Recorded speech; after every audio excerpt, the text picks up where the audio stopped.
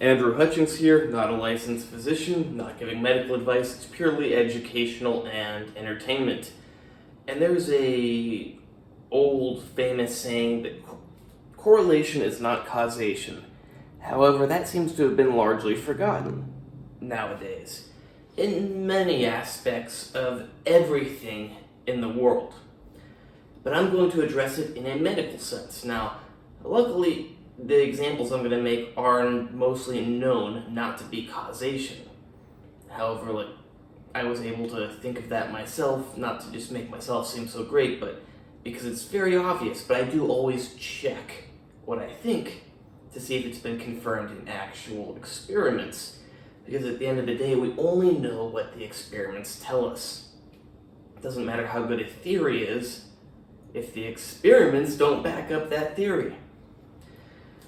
There's reality and there's theory. Sometimes they overlap, sometimes they don't. So, for example, cancer. People often worry that certain things are going to give them cancer. Now, certain things can certainly give you cancer. I guess I love the word certain. And certain things certainly will most likely, so I guess not certainly, give you cancer. The difference being that some of them actually cause genetic mutations, which lead numerous genetic mutations, which lead to all sorts of changes in the cells, the way they work, the way the body responds to them, the way they grow, the way they get nutrients, everything. And then some drugs simply cause cells to grow more. But there's a big difference between cells growing faster and multiplying more and cancer. Now, really it depends on what you consider a big difference. But it's not a big difference and it's a big difference at the same time. So you could take a bunch of drugs that cause cells to grow and divide much more, and you could form tumors in your body. However, as long as you have a competent immune system and those cells are genetically normal, not lacking certain receptors on their surface, not even receptors, just they're not changed in a way that your body's immune system can't recognize them, then so long as eventually the stimulus that makes them grow at an accelerated rate is reduced, the immune system will be able to get rid of them. But perhaps you take enough of a certain medication that makes them grow. This is the rate at which your immune system can get rid of them. And you take enough of medication that pushes it all the way up here, the division rate of the cells, and you keep taking that medication so the cells keep dividing and dividing and dividing and dividing more than your immune system can get rid of them. It's kind of like an injury. If the rate of getting worse is just above the rate of getting better, it's going to keep getting worse and worse, however you want to visualize it. But the difference in rates only has to be very small, and it's going to keep going in a certain direction. You can be only healing very slowly, but as long as you are healing very slowly, the rate of healing is above the rate of getting worse, eventually you will be fully healed, assuming no catastrophic random event happens. Likewise, if the rate of cell division exceeds the rate of the body being able to get rid of the cells, well, the cells are going to keep growing and making bigger and bigger tumors. Now, the difference is if that is drug-induced from a drug that induces growth, you simply remove that drug, the rate of division goes back down, the immune system will eventually get rid of the growth because they are normal cells. On the other hand, cancer cells are not normal cells. The immune system does not work with them, or they form other things that make it difficult. One way or another, the immune system can't handle them. So and the way you get cancer cells is mutations, not by introducing growth factors. But if you stay exposed to those growth factors and never take them away, then it's essentially a cancer cell. Because if you stay with those drugs increasing the rate of growth above what your immune system can deal with, then yes, it's basically a cancer cell. Difference is you can remove the drugs and it's eventually going to go away. Now, you'd be really unlucky if you had that big, technically not cancer growth from all those growth factors, and then it gets some mutations and now it turns into cancer and it's already so big, and that would not be good.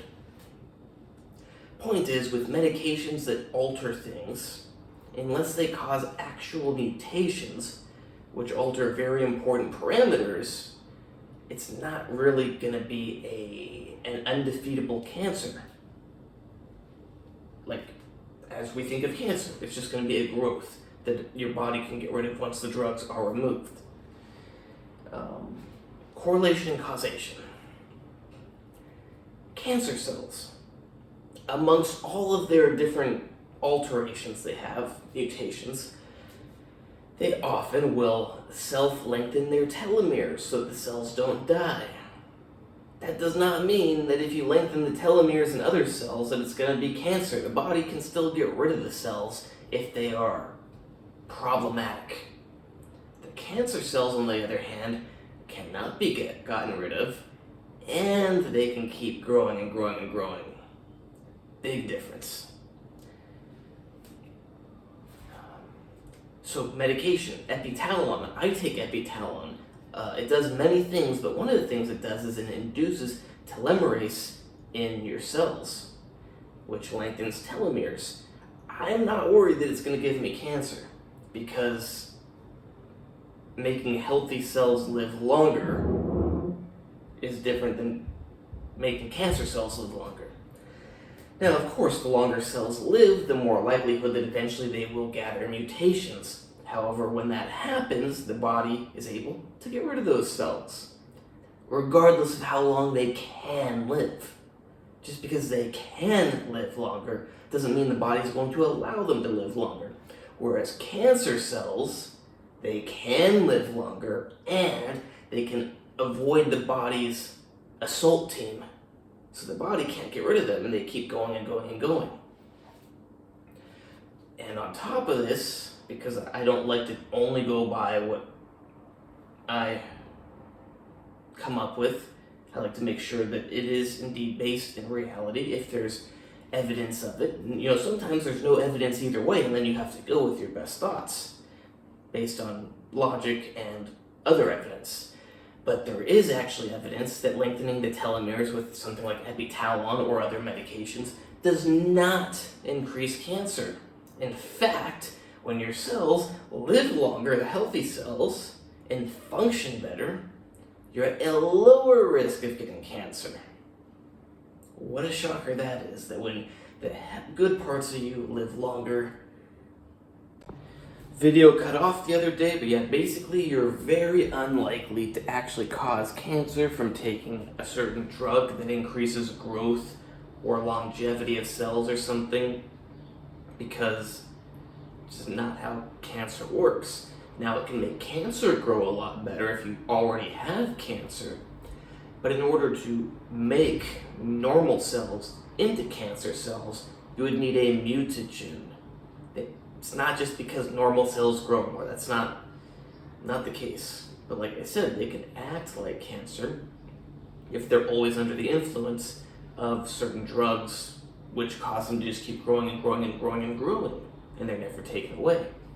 But a mutagen, on the other hand, will actually mutate the DNA of cells and can allow them to override normal body control mechanisms and become cancer cells. In which case, you have cancer cells, then the drugs that increase growth and other stuff would make those cells grow better. Yeah, not too complicated. Hope you like this video. Please like, subscribe, and comment. Check out my other videos. Check out my website, andrewhutchins.org, where you can hire me for consultations on training, on diet, on supplements, on special supplements, because this is a fitness channel, but you actually don't need those special supplements. And if you want to see what can be achieved naturally without them, check out my Instagram, natural_true_fitness. And I've got a book on tendinitis called A Systematic Guide to Defeating Tendinitis, which you can buy on Amazon If I had tendonitis and I didn't already know the info, I would go on Amazon with a new tab, type in a systematic guide to defeating tendonitis. Of course, you could always open a new window, but up to you. You could even close this one and open a new one. And then I would find the fastest shipping option, get it ASAP, because I don't want to go through life in pain and waste my life. I'd want to get my life back and enjoy my life, because you never get time back. Once it's gone, it's gone.